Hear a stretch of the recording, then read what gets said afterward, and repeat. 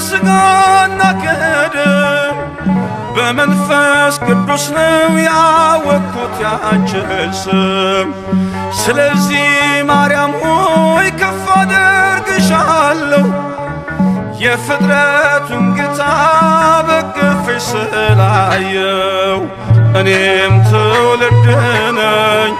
ብፅዕት እልሻለሁ እንደ አባቶቼ ስምሽን አከብራለሁ። ከዓለም ከስጋና ከደም በመንፈስ ቅዱስ ነው ያወቅኩት ያንቺን ስም። ስለዚህ ማርያም ሆይ ከፍ አደርግሻለሁ የፍጥረቱን ጌታ በቅፍሽ ስላየው። እኔም ትውልድ ነኝ ብፅዕት እልሻለሁ። ከምቲ ትማሊ ናይ ትማሊ ሰንበት ዝነበረ ካብቲ ናይ ሰናብቲ ጾም 40 ኢና ክንመሃር ቀኒና ማለት እዩ። ትማሊ ዝሓለፈ ቅድሚ ትማሊ ዝነበረ መደባት ናይ ደብረ ዘይት ሓሙሻይ ሰንበት ኣብ ውሽጢ ሰንበት ጾም 40 ዘለዋ ሰናብቲ ኮይና ትማሊ ዝተምሃርናዮ ከዓ ናይ ዘለናዮ ሰሙን ማለት እዩ ገብርኤል ዝብል መደባት ተሓታቲትና ነርና። ሕጂ ካብኡ ፍልይ ዝበለ ሎሚ መዓልቲ ናይ ኣዴና ቅድስቲ ድንግል ማርያም በዓል እዩ። ናይዛ ኣውራሪተ መዓር ሰኣሊተ ምህረት ዝኾነት ኣደ በረኸታ ጣዕማ ምስ ኩላትና ይኹን። ፍልይ ዝበለ እውን ከምዚ ዓይነት ሕቶታት ናይ ኣዴና ቅድስቲ ድንግል ማርያም ሒዝና መፂና ኣለና። ናይዚ እውን ግድን ናይታ ኣደ ብርሃን እመ ብርሃን እመ ኣምላኽ ዝኾነት ኣዴና ናታ እውን ኩሉ ነገራት ብዓቕምና ከምቲ ኣቦታትና ኩሉ ግዜ ናታ ውዳሴ ክነግር ዝኽእል ነገራት የለን እንዳበልዎ ግን ናታ መቐረት ከዓ ዘይውዳእ መቐረት ዘለዋ ናታ ናይ ወዳን ማለት እዩ። ናታ ክንፈልጦ ስለ ዝግባአና ሕቶታት ሒዝና ብዓቕምና መፂና ኣለና። ናብቲ ሕቶታት ከብለኩም እየ። ሓራይ መጀመርያ ነቶም ትማሊ ብቅድሚ ትማሊ ኣብ ዝበረኸት ናይ እግዚኣብሔር ኣምላኽ ተኻፈልቲ ዝነበርኩም ትፈልጥዎም። ካልኣይ ግዜ ነቶም ሕጂ እውን መፂኹም ዘለኹም ነዞም ኣቦታትና ከላልየኩም ኢኹም ፈቃድ እግዚኣብሔር ኣምላኽ ምሳይ ዘለዎ ኣብ ጥቃይ ዘለዎ ኣቦና ቀሺ ክንፈ ገብርኤል ይበሃሉ። በዚኣ ዘለዉ ኣቦና ድማኒ ኣቦና ቀሺ ፍቅረ ማርያም ይበሃሉ። ንምፍላጥ ኩሉ ግዜ ማለት እዩ። ሓራይ ቦቦና ቀሺ ክንፈ ገብርኤል ክጅምር እየ ሕቶይ ማለት እዩ። ኣቦና ቀሺ ማርያም ማለት እንታይ ማለት እዩ? ማርያም ዝብል ስም እንታይ ማለት እዩ? እንታይ ትርጉም ኣለዎ? ከም ፈቃድ እግዚኣብሔር ክተብሩልና። በስመ አብ ወወልድ ወመንፈስ ቅዱስ አሃዱ አምላክ አሜን። ደና ቅድስት ማርያም ነገር ተዛሪብካ ኣይውዳእን እዩ። ንውቅያኖስ ቀዲሕካ ናብ ሓደ ቦታ ናብ ካሊእ ካብቲ ዘሎ ቦታ ናብ ካሊእ ቦታ ከተልግሶ ወይ ድማ ክትውድኦ ኣይከኣልን። ሰባት ዓቕሞም ብዝኽእሎ እግዚኣብሔር ብዝሃቦም ፀጋ እዮም ንእሽተይ ተዛሪቦም ዝሓልፉ። ስለዚ ናይ ኣዴና ማርያም ቅዱሳን መላእክት ኣመስጊኖም ኣይወድእዎን፣ ቅዱሳን ነቢያት ተዛሪቦም ኣይወድእዎን፣ ቅዱሳን ሰማዕታት ቀዲሖም ተዛሪቦም ኣይወድእዎን፣ ቅዱሳን ኣቦታትና ተዛሪቦም ኣይወድእዎን። ስለዚ ንሕና ድማ ካብቲ ኣቦታትና ዝበልዎ ዳኣ እምበር ካብኦም በሊፅና ካሊእ እንፈልጦን እንዛረቦን ነገር የለን። ስለዚ ኣቦታትና ብዘፅንሑና በቲ ናይ ኣቦታትና ቃል ካብኡ ካብ ቃል እግዚኣብሔር ኢና ቁርብ ክንዘራርብ ዘለና። ስለዚ ኣቦታትና እንድሕር ክንብል ኮይና ድማ ኣብ ገድላትን ተኣምራትን ክንምርኮስን ክንኣምንን ግቡእ እዩ። ንዓና ንኦርቶዶክሳውያን ገድለ ቅዱሳንን ተኣምረ ቅዱሳንን ንዓና ሓድሽ ኣይኮነን፣ ንዓና ጋሻ ኣይኮነን። ኣቦታትና ዘፅንሑና ኣቦታትና ዝሃቡና ዝኣመናሉ ብኡ ንኸይድ ስለዝኾና ንዓና ሽግር ኣየምፅን እዩ። ናይ ኣዴና ማርያም መን ስማ ንክትርጉሞ ክንግር ተኮይኑ ካብ ገድላ ናብ ገድላት ክንምለስ ስለዝኾና ናብ ተኣምራት ክንምለስ ስለዝኾና ተኣምራት እንታይ እዮም ገድላት እንታይ እዮም ምባል ከድሊ እዩ። ስለምንታይ ነቶም ነዚ ተኣምር ዝበሃል ገድሊ ዝበሃል ዘይተረድኦም ዘይበፅሕዎ ብኣንፃር እውን ዘቆናፅቦ ሰባት ክሳኣኑ ስለዘይኽእሉ ንዓኣቶም ቁሩብ መረዳእታ ከድሊ እዩ። ስለዚ ተኣምራት ዝበሃሉ ገድላት ዝበሃሉ ወይ ድማ መፅሓፈ ኣዋልድ ዝበሃሉ እንታይ እዮም ንቅድም እንድሕር ዳኣ ተረዲኦም መፅኦም እቲ ብዛዕባ ኣዴና ቅድስት ማርያም ክንዛረቦ ዘለና በይን መፅያ መን እያ ካበይ ከመፅያ መን እያ ክንገልፅ እንከለና ክርድኦም ንኽእል እዩ። ስለዚ ገድላት ተኣምራት ኣብ መፅሓፍ ቅዱስስ ኣሎ ዶ? መጽሐፍ ቅዱስ ዝጨበጡ ሰባት ገድላት ተኣምራት ከቋናጽቡን ከቃለሉ ስለዝረኣዩ ቁሩብ ንዕኦም መረዳእታ ክኸውን ብምባል ናብ ክምለሱ ክርድኡ መታን ቁሩብ ካብ ገድላትን ካብ ተኣምራትን ትዝርባ ኣቢልና ብድሕሪኡ ናብ ናይ ድንኳን ክንመጽኢና ማለት እዩ ሕራ እምበር ኣብ መጽሓፍ ቅዱስ ገድላት ኣሎ ተኣምራት እውን ኣሎ መጽሐፍ ቅዱስ ተባሂሉ ዘሎ ብገድላትን ብተኣምራትን ዝተገብረ ቃላት ዝኣከብ እዩ ንኣብነት ኣብ መጽሐፍ ኢዮብ ኣብ ምዕራፍ 1 ካብ ምዕራፍ 1 ክሳብ ምዕራፍ 2 ዘሎ ብዛዕባ ገድሊ ናይ ቅዱስ ኢዮብ ይዛረብ ቅዱስ ኢዮብ እግዚአብሔር ስለዝኣመነ በእግዚአብሔር ስለዝኸደ ኣፍታ ዘመነት ያ በእግዚአብሔር ስለተኣመነ ዓለም ቶም ደቂ ዓዱን ወይ ድማ ቶም ቤተሰቦን ኣብ ርክሰትን ኣብ ካሊ ኣማልኽትን ተኣሊኾም ከብቅዑ ንሱ ግን ንኣምላኽ ተኣሚኑ ብኣምላኽ ኣሚኑ ዝነብር ስለዝነበረ ሰይጣን ድማ ቀንዐ ሰይጣን ኩሉ ግዜ ግብረ ሰናይ ስለዘይፈቱ ጽቡቕ ይገብር ስለዝረኣየ ቀንዐ ኣብዚ ምዕራፍ 1 እንታይ ዝብል መላእክት እግዚአብሔር ናብ ምድሪ ወሪዶም ንምድሪ ዘይሮም ንኣብርሃም ኢዮብ ሪኦሞ ናብ ኣምላኽ ተመለሰ ቅድሚ ኣምላኽ ደው በሉ ንኣምላኽ ድማ ዝረኣይዎ ኣብ ምድሪ ህይወት ናይ ነቢይ ወይ ድማ ናይ ቅዱስ ኢዮብን ኣዘንተውሉ ወይ ድማ ነገርዎ ኣቅድሚ ኣምላኽ ደው በሉ ይብል ሰይጣን ድማ ክኸስስ መፀ ሰይጣን ዝኸሶ ዝነበረ እንታይ እዩ እዚ ኩሉ ጸጋ ስለዝሃብካዮ ብሃብትን ብውላድን ብኩሉ ነገር ስለዝጸጋኻዮ እዩ ምስኻ ዝነብር ዘሎ እምበር ካብዚ ንብረት ዝኾነ ነገር ተትንክፎ ነርካ ወይ ካብዚ ተተስኡነ ነርካ ምሓደካ ነይሩ ኣምላኽ ይኮንካን ኢሉ ንኣማልኽቲ ምኸደ ነይሮም ተቐበለካ ነይሩ ብምባል ንኣምላኽ ቅድሚ ኣምላኽ ከሰሰ በዚ ኣጋጣሚ ሰይጣን ኣብ ቤተክርስትያን ኣይኣቱን ማለት ኣይከኣልን ኣይሰግድን ደኣምበኽ እንዳልነበር ኣብ ቤተክርስትያን ኣትዩ ደዋ ይብልን ኣይሰርሕን እዩ ጊዶፍ ኣብ ቤቱ ንእግዚአብሔር ኣቅድሚ ኣምላኽ ደው ኢሉ ዝኸሰሰ ፍጡር እዩ ኣብኡ ኣትዩ ሲሰግዶ ይጽልዶ እዚ ካልእ ትርጉም እዩ ክጽሊ ክትርጉም ኣይከኣልን ሓውን ደተለብለበ ኣብ ውሽጢ ቤተክርስትያን ኣትዩ ምስ ምእመናን ኣትዩ ስርሑ ከም ዝፍጽም ክንርዳእ ይግባአና ኣቅድሚ ኣምላኽ ኣብ መንበሩ ደው ዘይበለ ኣብ ቤቱ ኸይዱ ደው ክብል ሽግር የምጻልን ማለት እዩ ስለዚ እግዚአብሔር ድማ ኣቦና ኢዮብ ንዓናነ ትምህርቲ ገድሉ ንዓናነ ትምህርቲ ተጸማምነቱ ንዓናነ ትምህርቲ ክኸውን ስለዝደል ጥራይ ንሱ ብቑዕ ዝኸውን ዝወለደ እዚ ኣርኣይ ክኸውን ዝኽእል ፍጡር እዚ ሰብ እዚ እዩ ዝመፀን ተመፀ ፈተነ ገድሊ ክፃወር ዝኽእል ዝኣካል ሰብ ስለዝኾነ እግዚአብሔር ከይትፈቱን ኢሉ ዝሰደዶ ብድሕሪ ኣቦና ኢዮብ እቲ ኩሉ ኣብ መጽሓፍ ካብ ቁጽሪ 1 ካብ ምዕራፍ 1 ጀሚሩ ክሳብ 2 ተጻሒፉ ዘሎ ስቅያት ወረዶ ንብረቱ ጠፍአ በቃ ኣብ ጉስቅላ ብሎ ብስጋ ስለዚ ኣብዚ ሰዓት እዚ ንብረቱ ኣጥዩ ከይኣክል ክሳብ ብስጉ እገረፎ ኣብ ነብሱ ኩዳ ዘይሕፅረሉ እታ ይቅርታ ኣብ ነብሱ ኩዳ ዘይከኣል ቆስሊ ኣውረደሉ እዚ ንባዕሉ ገድሊ ይበሃል ብእምነቱ ስለ እምነቱ ዝተጋደሉ እዩ በዓል ኤልፋዝ ቴማናይ ምስኡ ነይሮም እዚ ሽግር እዚ ንዑና ያጋጠሞምን እኳ ዳ ይበልዑ ይሰትዩ ነይሮም እንደገና መፅያን ከም ይፍትኑ እንታይ ዝኣምላኽ እዚ ካብዚ ዘይርሕነካ ኣመከራ ዘውድቕ ኣምላኽ መን እንዳበሉ ኣምላኽ ንኣምላኹ ንፈጣሪኡ ንክክሕድ ይጉስጉስዎ ነበሩ ንስ ግን እዚ ገድሊ እዚ ይፈጸም እዚ ገድሊ ንባዕሉ ደቅኻ ምስኣን ንብረትካ ምስኣን ምስ ሰበይትኻ ሰላም ምስኣን ኣብ ነብስኻ ዘይተኣደነ ቆስሊ ምውራድ እዚ ስለመን ስለ እግዚአብሔር ክብል እዚ ገድሊ እዚ ይፈጸመ እዚ ንባዕሉ እንታይ ገድሊ ይበሃል እዩ ተኣምር ኣለዎ ገድሊ ኣለዎ ኩሉ ዘጠቓለለ ክብል ፈቱ ከምኡ ተኣምራት ክትብሉን ከለኻ ንተኣምራት ዘቋነጽ ሰው ክትረክብ ትኽእል ኢኻ ስለዚ ናይ ኣዴና ቅድስት ማርያም መንያ ስማ መንያ ክፈልጥ ኮይና ኣብ ተኣምረ ማርያም ንኽመጽእ ተኣምረ ማርያም ክቕንበልቲ ኮይና ኣብ መጽሓፍ ቅዱስ ከተኣምራ ኣለዶ ንፍልጥ ናይ ግድን እዩ ነቶም ደቂ መብርሃን ነቶም ደቂ ተዋህዶ ሽግር የምጻልና ኣሚንናዮ መጽሓፍ ቅዱስ ተረዲእናስ ኣሚንናስ ንቅዱሳን ተቐቢልና ተኣምሮም ገድሎም ተቐቢልና ምስኦም ንነብር ስለዘለና ንሕና ስለዝገበርናዮም ንዓና ሽግር ኣይኸውንን ንመን ሽግር ነቲ ባዕድ ዝኾነ ንቅዱሳን ዘይኣማኑ ዝኾነ ግን እንታይ ይብሉ ኣለዎ ክብል እዩ ስለዚ ኣብ መጽሓፍ ቅዱስ ተኣምራት ኣለዎ ንክንብል ስለዝደለና ኢና ነቢ ሙሴ ተኣምራት እዩ ከምኡ ኣብ ግብፂ ብምሎም እቲ ሃገር ጻጸ ኾነ ብፅንጽያ ከልቢ ተሃርሙ ዓድሞ ግብፂ ምሉእ እንቁርዓብ ኮነት በኹሩ ግብፃውያን ተወድኡ ግብፂ ብሙሉእ ጸላም ኮላ እቶም እስራኤላውያን ዝነብሩላ ከተማ ወይ ድማ ከባቢ ብርሃን ነበረት እዚ ዝገርም እዩ ኣብ እሶርሽን ጥራይ ብርሃን በሪሁ ካብ ያምተላንድ ጸላም እንተዝኸውን ንዓና ተኣምራት እዩ ስለዚህ ኣብ ሰዓዚ ከም ዝተፈፂሙ ግብፅ ዘም እስራኤላውያን ዘለዎ ከባቢ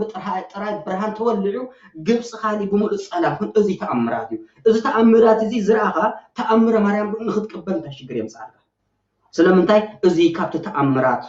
ሓደ እዩ እዚ ኣብ ብሉይ ኪዳን የዛረብ ዘለኹ ኣብ ብሉይ ኪዳን መዓር ክሳብ ክንዲ ዝኣክል ተኣምራት ኣብ መፅሓፍ ቅዱስ ተፃሒፉሎ ብዓቢኡ ባሕሪ ኤርትራ መቂሉ ንማይ ገድጊዱ የማን ንፀጋምን ከፊቱ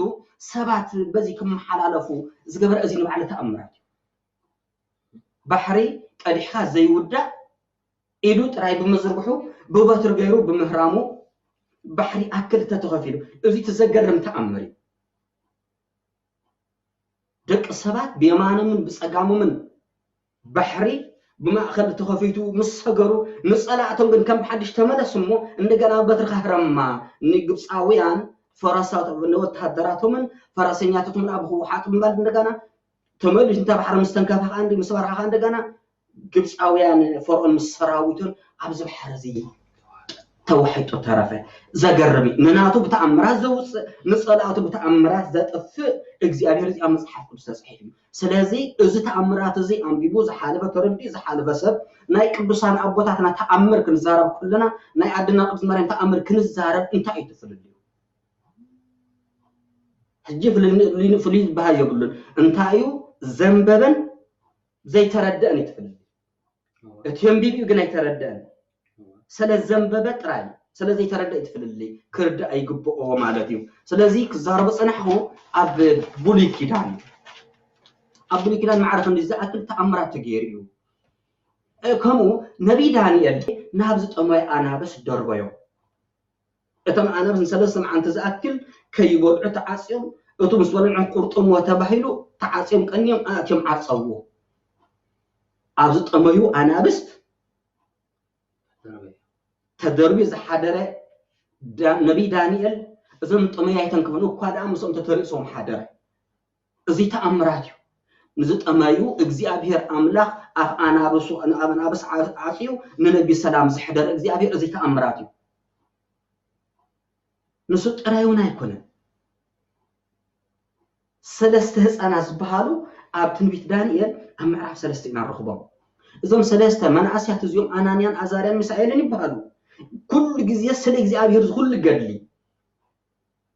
ካብኻ ኣይንፍለን ካብ እግዚኣብሔር ኣይንወፅን ካብ እግዚአብሔር ኣይተውፅናንኹም ብምባል እዚ ኩሉ መቅፃዕቲ ዝወርዶም ዘሎ ገድሊ ብሓፂሩ ስለ እግዚአብሔር ኢልካ እትሕልፎ ስቃይ እዩ እትፅምሞ ስቃይ እዩ እትፆረ ስቃይ እዩ ስለዚ ኣምላኽ ኣይና ሕድን ብምባል ናብ እቶን ደርበዮም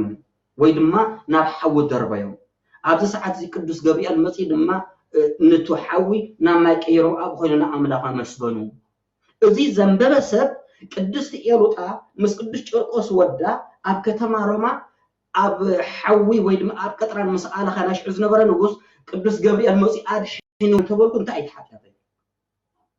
ትርጉነትሉ ንኣናንያን ኣዛርያን ሚሳኤልን ካብ እቶን ሓዊ ካብ ጓህሪ ቅዱስ ገብርኤል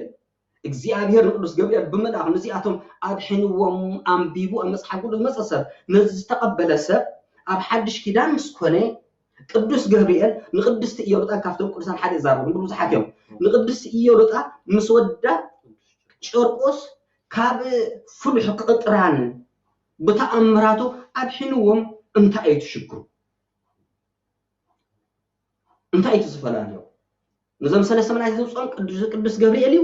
نزي أزد إحنا زلون قدس جبريل أنت أي تفللي التفللي أنت أي نحرد عيننا أم بيبو زي ترد الزنب بنبر زي ترد زي تفللي نمالدي سلازي تأمرات كم زلوا كم زنبرة أم مسح كلش صحيح كم زلوا مسح كلش نبعلو تأمرات جدلات زت أقالله مسح مخانق نفلت سلازي لنا أب حدش كيدانك أب حدش كيدان أب جبر هوايات معرف 12 كافوق لشدشته كسافة 16 إنا نركب أب زبوت هذه قدوس بيتروس تأثيرو نبرئيزم قدوس بيتروس تأثيرو نخفرس عنقون نخفرد نقتلوه بسنسل تأثيرو حلوتي مع صوت تجيرهم مصبح عنقون نخفرد يصب نبرئ أب ساعات زي ملأك زي أبيهر مصيو أبيو زنبر سنسل بتيخو مع صخفيتو أتم حلوت بدك قسم كله بزي تأمراتي بتأمرات وسأ نسوت رايونا يكونن قدس أولاسن قدس سلاسل أم معراب قبرها ولا معراب 10 شيء قبل 10 شيء تقصب سلاس أول كم زي مثل أنا بركب جرفوا ميزبل أصحابي وميزبل جنك ملأك زي أبيهر كفيتو هوصقن سلازي نبتاتن حواريات نبتنا قدسان حواريات جزا خفيتهم بتأمر زوج وملاي نهج زلوا قدسان نبتاتنا أي حق زومن تأمرات كجبر أبروس يومس أي خولن كبهالي كألو أي خون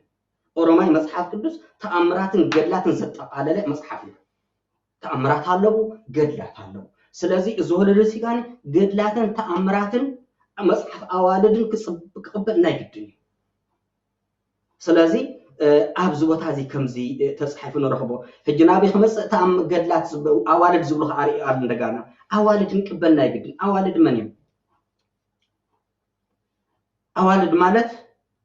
ولاد زتولدو مالتي كم من زتولد كم مصحف زتولدو ببرخ أبون كم حسن أدين توليدو ولاد كم زبهال إذا أوالد هايلم تصوّع دم كم مصحف ودس كاب ورد زفترة جميرهم كساب رأي يوحنا زلوا كم تقاول الزبالة كم تي ماتيوس الزبالة كم تمارق الزبالة ندابلو ستصحف زينك أوالد يبحالو مالتي سلازي كم كبرنا يقدني نابيك المسئلة شعنا من أدنى مريم مريم نركب سمان تايو ترقوامي انت خلنا نخرجكم مالتي يكرتا حراج مريم مالت مريم بهيل مله لمنجست السمايات ببرايست خوينو ببرايست مريم يزبل مريم مالت مرحت منجست السمايات مالتيو مله لمنجست السمايات مالتيو أدنى مريم مالت مريحة نام منجست أملاك تؤت مالتي بمبال أب مقدمة تأمر أبناء يد مريم تأمر مريم رخبو مالتيو كرتا نكالي خير قول كم زي مسل مالتي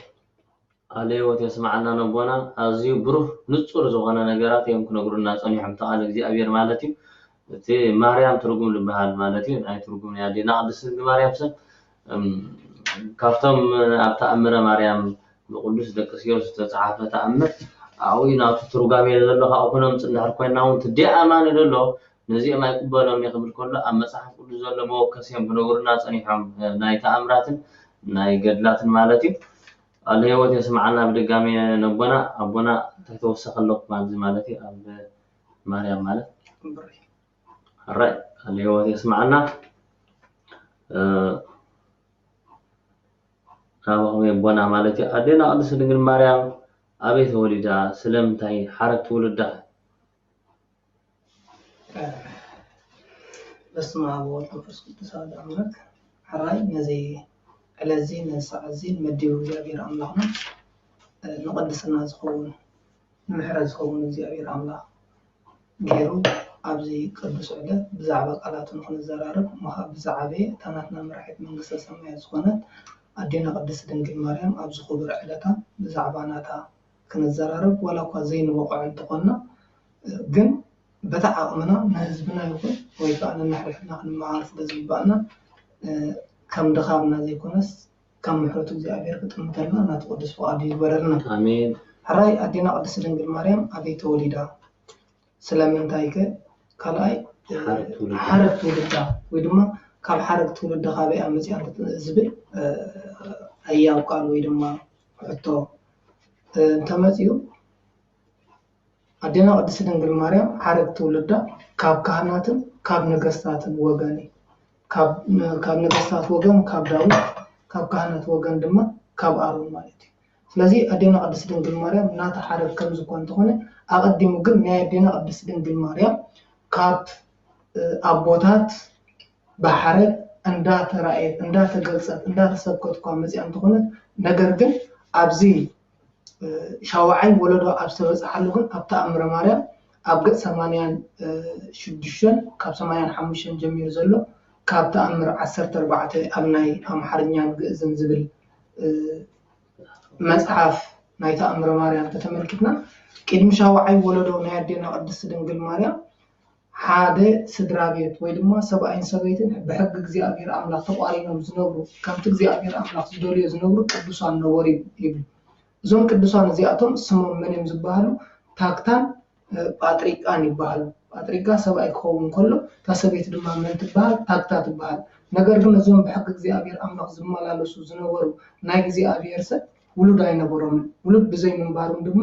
ብዙሕ እንታይ ኮኑ ነበሩ? ይጭነቁ ነበሩ። ምክንያቱ ውሉድ ዘይብሉ ኣብ እስራኤል ከም መኻን ተባሂሉ እግዚአብሔር ዝፈንፈኖ ተባሂሉ መስዋዕቶም ወይ ድማ መብኦም ኣብ እግዚአብሔር ኣምላኽ እንታይ ይገብር ነይሩ? ኣይበፅሕን ነይሩ። ስለዚ ኣብ እግዚአብሔር ስለ ዘይበፅሕ መብኦም በዚ ነገራት እዚ እንታይ ኮኑ ነይሮም? ብዘይ ምውላዶም ጥራይ ዘይኮነስ መብኦም ናይ እግዚአብሔር ብዘይ ምሃቦም እንታይ ኮኑ ነይሮም? ይጭነቁ ነይሮም ማለት እዩ። ስለዚ ይጭነቁ ስለ ዝነበሩ ንእግዚአብሔር ፍረማፆኖም ዝኸፍት ውሉድ ክህቦም ካብዚ ምግላል ናይ ኣይሁድ ከድሕኖም ንእግዚአብሔር ዘውትር እንታይ ገብሩ ነይሮም? ይልምኑን ይጽልዩን ነበሩ ይብል። ነገር ግን ልክ ከምቲ ናይ ኣቦና አብርሃም ናይ አብርሃምን ሳራን ዝነበረ ፍቅሪ ልክ ከምኡ ፍቅሪ ስለ ዝነበሮ ታክታ ካብ መዓልታት ሓደ መዓልቲ ንሕና ኣሪክና ኢና ንዓና ዝኸውን ዝትክእ ወይ ድማ ንዓኻ ዝወርስ ወዲ ውለድ ወይ ድማ ቆልዓ ውለድ ናብ ካልእ ከይድካ ብምባል ንሰብኣይ ፍቃድ ሃበት ይብል። ነገር ግን እቲ ሰብኣይ ጳጥሪካ ማለት እዩ ኣነ ኣብ ቅድሚ ንጉስ እስራኤል ወይ ድማ ኣብ ቅድሚ ኣምላክ እስራኤል እዚ ትብልዮ ዘለካ ሓሲበዮ ኣይፈልጥኒ ኣይክውዕለኒ ድማ ኢሉ ኣበያ ይብል። ስለዚ ግዜኦም ከምዚ ኢሉ እንዳሓለፈ እንከሎ ግን ካብ መዓልታት ሓደ መዓልቲ እግዚአብሔር ኣምላክ ረድኦም ናብኦም መፀ ይብል። ስለዚ ናብኣቶም ኣብ ዝመፃሉ ግዜ እግዚአብሔር ካብ መዓልታት ሓደ መዓልቲ ታክታ ደቂሳ ኣብ ዝነበረትሉ ግዜ እንታይ ኮነት ይብል? ሕልሚ ሓለመት። እቲ ሕልሚ ድማ ሓንቲ ርሒ ክትወልድ ረኣየት። እታ ርሒ ድማ 7 ከምኣ ዝኣምሰለ ኣርሒ ክትወልድ እታ ሻዱሸይቲ እንታይ ከም ትኸውን ማለት እዩ ወርሒ ከም ትውለድ ብሕልሚ ረኣየት እሞ ንሰብኣያ ድማ ነገረቶ። ኣብቲ ግዜ ንሱ ብዙሓት ፈታሓቲ ሕልሚ ስለ ዝነበሩ ድማ ጳጥሪቃ ናበይ ከደ ይብል ነቲ ሕልሚ ሒዝዎ ናብ ፈታሒ ሕልሚ ከደ እሞ እቲ ፈታሒ ሕልሚ ድማ ሰበይትካ ጓል ክትወለድ እያ 7 ወለዶ ድማ እንታይ ክትከውን ኢኻ ማለት እዩ ኣዋልድ ክውለዳ እየን። መወዳእታ እቲ ወርሒ ዝበሃል ዘሎ ድማ ንዓይ እቲ ወርሕን ፀሓይን ግን ንዓይ እንታይ ገበረለይን ኢልዎ ኣይበረሃለይን ወይ ድማ ኣይተገለፀለይን ብምባል ናይ ኣዴና ቅድስቲ ድንግል ማርያም ምውላድ እንታይ ገበረሉ ንዑ ኣይተገልፀሉን ማለት እዩ። ስለዚ ከምዚ ኢሉ እንዳኸደም ከሎ ግን ብኡ ንብኡ እንታይ ኮነት ይብለና? ከምቶም ኩለን ኣዴታትና ተበሲረን ዝፀንሳ ንሳ ድማ ልክዕ እንታይ ኮነት ይብለና? ጠነሰት ይብለና። ምስ ጠነሰት ድማ ጓል ወለደት እሞ ከምቲ ዝሓለመቶ እግዚአብሔር ኣምላኽ ጸሎትና ሰሚዑ ምህለላና ሰሚዑ ብምባል ድማ ሄማን ኢሎም ሰመይዋ እዩ። ስለዚ ሄማን ክንዲሰብ ኮይና ምስ ዓበየት ድማ ክንዲሰብ ምስ ኮነ ተመርዓወት እሞ ደርዴር ትበሃል ቆልዓ ድማ ወለደት ይብል። ደርዴር ድማ ንመን ወለደት ይብለና? ንቶና ወለደት። ቶና ድማ ንሲካር ወለደት። ሲካር ድማ ንሄርሜላ ወለደት። ሄርሜላ ድማ ንሃና ወለደት። ሃና ድማ ነታ ብወርሒ ዝተመሰለት ንድንግል ማርያም ወለደት ይብለና። ስለዚ ኣብዚ ዘለቲ ምስጢር ማለት እዩ ካብዞም 7 ወለዶታት እንዳተወላለደት ምስ መፀት እታ ወርሒ እንታይ ኮነት ይብለና? ንኽትውለድ ተፀንሰት ካብ ኣዴና ሃና ማለት እዩ። ካብ ኣዴና ሃና ምስ ተፀንሰት ኣብዚ ሰዓት እዚ ዓብ ተኣምር ኮነ። ልክዕ ከም ታክታን ከም ጳጥሪቃን ድማ እያጨምን ሃና ንብዙሕ ዓመታት ከይወለዱ ዕድሞኦም እንታይ ኮነ ይብለና? ሓለፈ። ከምቶም ልክዕ ናይቶም ቀዳሞት ኣቦታት ድማ ልክዕ ንሳቶም ድማ ንእግዚአብሔር ኣምላክ ካብ ምልመና ቋሪፆም ኣይፈጡን። ኣብ ቅድሚ እግዚአብሔር ቆይሞም ድማ ስለ ኩሉ ነገር እንታይ ገብሩ ነበሩ? ይጽልዩን ይልምኑን ነበሩ። ካብ መዓልታት ሓደ መዓልቲ ግን ይብል ተኣምረ ማርያም ኣዕዋፍ ወይ ድማ ረጋቢት ምስ ጨቃውታ ክትፃወት ረኣየት እሞ እግዚአብሔር ኣምላኽ እዩ ነዘን ደቀቕቲ ፍጥረት እኳ ከምዚ ጌርካ ምስ ውልደን ክትፃወታ ወይ ድማ ውሉድ ዝሃብካየንሲ ስለምንታይ ኢኻ ንዓይ ቁልሕ ዘይትብለኒ ኢላ ተከዘት። በዚ ድማ እንታይ ኮነት ይብለና? ተኪዛን ኩላ ድማ ንሳ ድማ ኣብ ሓገዚ ሓዘና እግዚአብሔር ኣምላኽ ናብኣ ድማ መፀ። ሕልሚ ድማ ሓለመት። ናይ ያጨም በትሪ ክትልምዕ ክትፈርም ከላ ረኣየት። በዚ ድማ እያጨም ድማ ሕልሚ ሓለመት። ናቱ ሕልሚ ድማ ኣብ ማህፀን ሰበይቱ ጥዕምቲ ዝኾነት ፍረ ጥዑም ጨና ዘለዋ ፍረ ረኣየና። ሕልሞም ናብ ፈታሒ ሕልሚ ምስ ወሰዱ ድማ ንሳቶም ክትወለድ ምዃና ፈለጠሞ እግዚአብሔር ኣምላኽ ክረድኣና እግዚአብሔር ኣምላኽ ክመፃና እሞ እግዚአብሔር ዝሃበና ውላድ ንእግዚአብሔር ክንህቦ ኢና። ጓል ትኹን ወዲ ብዘየገድስ ጓል ተኮይና እንሆ ኣፅራይት ፈታሊት ወርቂ ሰፋይት ኮይና ንእግዚአብሔር አምላክ ከተገልግለ ወድን ተኮይን ድማ ዓጣናይን ቀዳሳይን ኮይን ንእግዚአብሔር ከገልግል ክንህቦ ኢና ጥራይስ እታ ማህፀና ዝኸፈት ይግበረልና ብምባል ቃል አተወት ይብለና ቃል ምስ አተወት ብኡንብኡ ጠነሰት እሞ ሃና ነብሰ ፀር ኮነት ናይ ኩሎም ቤተሰብ ወይ ድማ ናታ ቤተሰብ ብሙሉኦም እንታይ ኮን ይብለና ብጥንሳ ተደነቁ ዝኣረገ ሰብ ከመይ ገይሩ ይጠንስ ዕድሙኡ ዝሓለፈ ናይ ውላድ ከመይ ገይሩ ይጠንስ ኢሎም ተደነቁ ብዙሓት ሰባት ድማ ካብ ናታ ወገን ድማ ክርእይዋ መፅኡ ሓንቲ ሰበይቲ ግን ናታ ወገን ዝኾነት ወለተ በርሳቤህ ትበሃል ሰበይቲ ዕውርት ነበረት እዩ እዛ ዕውርት ኣደዚኣ ናበይ መፀት ይብለና ናብ ሃና መፀት ዕውርት ስለ ዝኾነት ተመሪሓ ምስ መፀት ግን ብዓይና ክትሪኦ ስለ ዘይትኽእል ነቲ ጥንሲ እንታይ ገበረት ትብለና ማህፀና ወይ ድማ ከብዳ ዳሃሰሰት እሞ ብኡ ድማ ዓይና በራይ እዚ ኣብ አይሁድ ዓብ ዝኾነ ተኣምር ኮነ ይብለና ዓብ ዝኾነ ተኣምር ስለ ዝኾነ ድማ በዛ ኣጋጣሚ እዚ አይሁዳውያን ሕማቅ ሓሰቡ ንግስነትና ክውሰደና እዩ ምክንያቱ ኣብ ማህፀን ከሎ ዝፍውስ ኣብ ማህፀን ከሎ ኣዓንቲ ዘብርህ ማህፀና ፀይራላ ስለዚ ኣብ እርጋና ምውላድ ጥራይ ዘይኮነ እቲ ዝውለድ ህፃኑ ተኣምርተኛ እዩ ስለዚ ካብ ዘለና ንግስነት ምእንቲ ካይውፃና ተክንገብር ኣለና ኢሉ ብእምነት ኣርባ ክንቀትላለና ብምባል ሕማቅ ሓሳብ ሓሰቡ ይብል ስለዚ እቲ ስደት ካብ ዝጀሚሩ እግዚአብሔር አምላክ ነዚ ሓሳብ እዚ ናይ አይሁዳውያን ምስ ፈለጠ ድማ መልአኹ ቅዱስ ገብርኤል ሊኢኹ ንእያጭብ ሃና ሰበይትካ ቆትልዋ ይደልዩ ስለ ዘሎ ናብ ቤተልሔም እንታይ ይቕሬታ ናብ ደብረ ሊባኖስ ሒዝካያ ህደም እዩ ኣብ ደብረ ሊባኖስ ድማ ደብረ ሊባኖስ ማለት ብዙሕ ገረብ ዘለዎ ብዙሕ ጣሻ ዘለዎ ቦታ ወይ ድማ ጎቦይ ማለት እዩ ስለዚ ካብቲ ዝነበሩ ዓዲ እያጭም ምስ በዓልቲ ቤቱ ሃዲሙ ሰበይቱን ጓሉን ከይተቆተሉ እንታይ ኮነ ይብለና ናብቲ ገረብ ሃደመ ወይ ድማ ናብ ደብረ ሊባኖስ ሃደመ ስለዚ ኣዴና ቅድስት ድንግል ማርያም ኣበይ ተወሊዳ ንዝብል ቃል ኣዴና ቅድስት ድንግል ማርያም ኣብ ደብረ ሊባኖስ በዛ ኣጋጣሚ እዚ ብአይሁዳውያን ንኸይትቅተል ካብ ገዛ ወፂኣ ኣብ ገረብ ተሓቢኣትሉ ኣብ ዝነበረት ግዜ ሕማም ሕርሲ ናይ ሃና ስለ ዝኣኸለ ኣዴና ቅድስት ድንግል ማርያም ኣብ ደብረ ሊባኖስ ተወልደት ኣብ ደብረ ሊባኖስ ምስ ተወልደት ኣብዚ ግዜ እዚ አይሁዳውያን ወዲ ጥራይ ኣብ ንግስነት ስቀል ስለ ዝነበረ ጓል ምዃና ምስ ፈለጡ እንታይ ኮኑ ጓል ተኮይና ሰዓዶም ይተው ብምባል ናብ ናዝሬት እንታይ ኮኑ ተመልሱ ይብለና ናብ ናዝሬት ተመሊሶም ጓል 3 ዓመት ምስ ኮነት ግን ኣዴና ቅድስት ድንግል ማርያም ሃና እታ ኣቀዲምና ሰማባፅዕናዮ መብፅዓ ኣይንረስዕ ብምባል ንሰብኣያ ዘከረቶም ኣብ 3 ዓመታ ድማ እታ ኣማናዊት ቤት መቅደስ ዝኾነት ድንግል ማርያም ናብቲ ብኢድ ሰሎሞን ዝተሃንፀ ቤት መቅደስ انه ህያብ ኮይና ተዋህበት ይብለና ማለት እዩ ስለዚ ኣዴና ቅድስት ድንግል ማርያም ብምንታይ አይና ከነረጋግፅ ንኽእል ኣብ ደብረ ሊባኖስ ከም ተወለደት ንዝብሉ ሕቶታት ክመፁና ይኽእሉ እዮም ወይ ድማ ሰባት ክሓቱና ይኽእሉ እዮም ኣዴና ቅድስት ድንግል ማርያም ኣብ ደብረ ሊባኖስ ከም ተወለደት ተኣምረ ማርያም ጥራይ ዘይኮነ ዝነግረና ቅዱሳን መጽሓፍቲ እንታይ ይገብሩና ይነግሩና እዮም ንሱ ድማ ካብ ብዙሕ ውህድ ተተመልኪትና ኣብ ማህሊ ኣብ ምዕራፍ 4 ፍቅዲ 7 ዘሎ ህያብ ቃል ተተመልኪትና እንታይ ይብል ኣልብች ነውሩ ወይ ምንትኒ ዘላእለይቲ ጻይም ሊባኖስ ህት የመርዓት ሕፍቲ ዘይብል ከሓፍተይን መርዓተይ ካብ እምባ ሊባኖስ እንታይ ግበር ይብላ ውጪ ኢሉ ከም ዝተነበየ ቅዱስ መጽሓፍ ናዓና ይነግረና ማለት ስለዚ ዝተወለደትሉ ካብ ሓረግ ቅዱሳን ኣቦታት ካብ ሓረግ ነገስታትን ካህናትን ክኸውን እንከሎ ዝተወለደትሉ ቦታ ድማ ኣብ ደብረ ሊባኖስ እዩ الرأي أمين قال لي وجه يسمعنا ربنا እግዚአብሔር አምላክ ከምዝገሩ ሰናይ ዝኾነ ቅዱስ ዝኾነ ናይ እግዚአብሔር ቃል ከምዝገሩ ንብሩና እግዚአብሔር አምላክ ዝፈቀደና ዝኸበረ ዝተመስገነ ይሁን ሕራይ አቦና እንታይ ተወሰኸለኩም ኣብዘይ ማራይ በዛ አጋጣሚ ሁሉ ጊዜ ማለት እዩ ምዝንሪኦ ዘለና ህይወት ማለት እዩ ሁሉ ጊዜ ናይ ውላድ ፀገም ከጋጥመና ከምዝኽእል ኣብ ቦታትና ዝነበርካ ነቲ ማህፀን ክፈትሕ ከፍር ዝኽእልካ እግዚአብሔር ምዃነ ኣሚንና ሁሉ ጊዜ ነዚ እዋናዊ ዝኾነ ሰይጣናዊ ዝኾነ ነገራት እምቦላዴ ወለድካ ኢና ድመሓልና ቃል ኪዳን ኣብ ዘይተደለየ ናብ ምፍልላይ ናብ ፍትሕን ህይወት ንኸይድ ዘለና ናብዚ የለ ናይ ቅዱሳን ኣቦታትና እንድሕር ተመሊስና እግዚአብሔር ኣምላኽ ዝህብ ውላድ እግዚአብሔር ኣምላኽ ኩሉ ነገራት ዘዕቢ ውላድ እግዚአብሔር ኣምላኽ ዝባርኽ ንውላድ ካብ ኮነ نحر كوينا غمزي እግዚአብሔር አምላክ ዳውና ዘርግሕና ናብ እግዚአብሔር ክንመለ ናብ እግዚአብሔር ክንጽልል አምበር ናይ ምፍልላይ ናይ ምፍታሕ ድማኒ ምንጪ እግዚኣብሔር ዝድግፎ ዘይኮነ ምንጪ እውን ዘይብሉ ናይ ሰይጣን ምንጪ ዝኾነ ነገራት ምዃኑ ፈሊጥና ኩሉ ግዜ ናብ ገድልን ኣቦታትና ቅዱሳን ክንምለስ እግዚአብሔር አምላክ እንድሕር ለሚንካ እግዚአብሔር አምላክ ንድንግል ማርያም እንድሕር ለሚንካ ውላድ እንድሕር ደሊኻ ውላድ ክትህብ ከም ዝኽእል እግዚአብሔር አምላክ ዝዕድል ዝህብ ምዃኑ ፈሊጥና ካብዘን ኣቦታትና ክመሩና ዝፀንሑ ገድሊ ክንመሃር ንኽእል ማለት እዩ ብድጋሚ ቃል ህይወት የስማዓና ኣቦታትና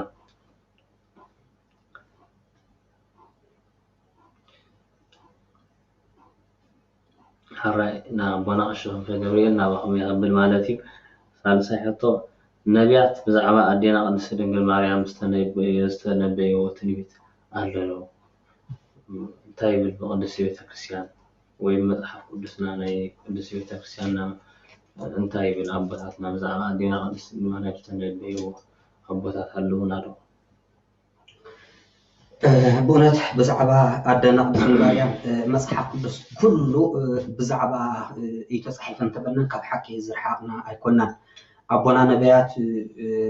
بتنبيت ريوم معيوم بمثالي مسيلهم معيوم أدنى قدسنا مريم زي تقلص أتلو بوتا يلنا نايزي قالوا مع مصحف قدس نابنت مجمريا كجمرة زخل أنا كاب مسواتي يسحق يجمر يسحق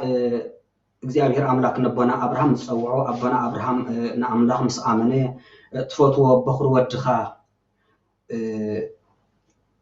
ሰውዓለይ ምስ በሎ ኣፍቲ ናይ መሰውኡ ቦታ ምስ ከደ እግዚአብሔር ድማ ንመስዋእቲ ይስሐቅ ምስ ተዳለወ ክስውኦ ምስ ደለየ እግዚአብሔር በጊዕ ኣዳለወሉ እዩ ዝብል ቁልሕ እንተበለ በጊዕ ብሓረግ ዕፀ ሳቤቅ ተኣሲሩ ረኣይ ኣብዚ ቦታ እዚ እቲ ኣማናዊ በጊዕ እቲ ሓቀኛ በጊዕ መን እንተዳኢልና ኣምላኽናን መድሓኒናን ኢየሱስ ክርስቶስ እዩ እታ ሓረግ ወይ ድማ ዕፀ ሳቤቅ ተባሃለት መን እያ እንተኢልና ኣደና ቅድስት ድንግል ማርያም እያ በጊዕ እንድሕር ደኣ ኣብ ዕዳጋ ገዚእኻዮ ንኣብነት ናይ ግድን መወጠጥ እንታይ የድሊ ገመድ የድሊ ብገመድ ወጢጥካ ክተምፅእ ክትክእል ኣለካ ስለዚ ኣማናዊ በጊዕ ኣምላኽናን መድሓኒናን ኢየሱስ ክርስቶስ ብመለኮት ይረአ ኣሎ ኣብ ዘይነበረ ግዜ ስጋ ናይ ኣደና ቅድስት ድንግል ማርያም ምስ ለበሰ ኢና ዝረአ ሰብ ወይ ድማ ዝሕረድ ሰብ ኮይኑ ስለዚ እታ ኣብቲ በጊዕ ዝነበረት ሓረግ ዕፀ ሳቤቅ ትበሃል እዚኣ ኣደና ቅድስት ድንግል ማርያም እያ ስጋኣ ምስ ለበሰ እዩ ዝሕረድን ዝፈስስን ዝቁረስን ስጋ ኮይኑ ኣምላኽናን መድሓኒናን ኢየሱስ ክርስቶስ እዩ ስለዚ ኣቦና አብርሃም ነደና ቅድስት ማርያም ብዕፀ ሳቤቅ ኣምሳል ሪእዋ ነይሩ እዩ ከምኡ ድማ ነቢ ሙሴ ናይ ኣኩዮቶር ኣባጊዕ እንዳጓሰየ ከለካ ዕለታት ሓደ መዓልቲ ዝኾነት ገረብ ክትቃፀር ሪእዋ እዛ ገረብ እዚኣ ኣቦታትና ክብልዋ እንከለዉ ክሊዓው ትበሃል ክሊዓው ሓጋይ ይኹን ክረምቲ ኣይትነቀፅን ቆፅላ ይረግፍን ካሊእ ኣቁፅልቲ يرجفن يلمعني يقرمن يعرقن مالتي أدنى قدس من مريم بسجاء يكون بحلنا بحسب بخلو كتعرق أي تخيلن بخلو بس أجا زيادة يرتس أجوتها سلازي إذا خلي عوزيها إصاب أطوس يعتبر هالبجز أنت رأيك كتقاصر ريبا قصليها لمعتها እተቆጽል ግን ክትቃጸል ከላራ ናባቀሩ ለኽሪ አንተ ደለይግን እተቆጽል ዘይቅምስል እተቆጽል ዘይሐርብ እተሐው ግን ይቃጸል ኣብ ሰዓት እዚ ቅዱስ ሙሴ እነደና ቅድስት ማርያም በዛ አምሳል ናይዛ ቆጽል እዚ አሪዋ ነይሩ እተሐዊ እሳተ መለኮት አምላኽናን መድሓኒናን ኢየሱስ ክርስቶስ እግዚአብሔር ከውን ከሎ እታ ቆጽል ድማ ኣደና ቅድስት ድንግል ማርያም ስለምንታይ እሳተ መለኮት ተሰኪማ ኣይተቃጸለት እሞ እሳተ መለኮት እግዚአብሔር ተፈጥሮ ሓዊ ዝኾነ ስጋ ኣቕሚጥ ካሉ ኩንትር ትራብል ይዘብስሎ እዚ ግን እሳተ መለኮት ንኽጸውር ኣደና ቅድስት ማርያም ነቢ ሙሴ ሪእዋ ነይሩ እታ ገረብ ወይ ድማ እታ ጸጳጦስ ትበሃል ገረብ ኣደና ቅድስት ድንግል ማርያም ምዃና ሪእዋ ነይሩ ስለዚ ዝሕም ተዛሪቦም ዝጥራዩን ኣይኮነን ሱሳ ካብ ፍቅዲ 14 እናረኽቦ እንታይ እዩ ዝብል እቶም ዝንዓቑኺ ዘባጭወልክን ኣብ ጫማ እግሪ ክመፅኦም ክሰግዱልክ እዮም ኦፅዮን ከተማ እግዚኣብሔር ክብልኹ እዮም ስለምንታይ ዝብሎም ናብ ጫማ ክሰግዱ እዮም እዩ ዝብል ጎቦ ጫማ የብሉ እግሪ ጎቦ ክትብል ትኽእል ኢኻ ጫማ ጎቦ ግን ኣይትብልን ጫማ የብሉን ጎቦ ስለዚ ኣብ ጫማ ክድፍኡ እዮም ዝበለላ መን እንተ ኢልና ኣድና ቅድስት ድንግል ማርያም ስለዚ ብዙሕ እዩ ተዛሪቦም ነቢያት ኣቦታትና ካብ ሓሊፍና እውን ነቢ ዳዊት ኣብ መዝሙሩ እስመ ሃርያ እግዚኣብሔር ለፅምዋ ኣብ ደራ ከመ ትኩኖ ማሂዶረ ብምባል ብዛዕባ ሕርየትን ምርፀትን ናይ ኣደና ቅድስት ማርያም ይዛረብ ኣብ መዝሙር ዳዊት ምዕራፍ 132 ካብ 13 ዘሎ እዩ ስለዚ ኣደና ቅድስት ማርያም محدري أملاك نختكون تنبيل لكم زنبالة كتمصر مخانا تنبيل لانيو نسيت رايونا يكونن أمزمر داويت معرف 8 شبعة كفور حمشته يبل السب من اسمه سيت ولده بوستينا كل سب عدينا صون كبليو سلم انت ايد شجر تلاقينا سب كاباتو وليديو سب زتبهالي أملاكنا مدحانينا يسوع كريستوس يو ود سب بس الله مع أنت لا بمالك سنجلاوي أم معرف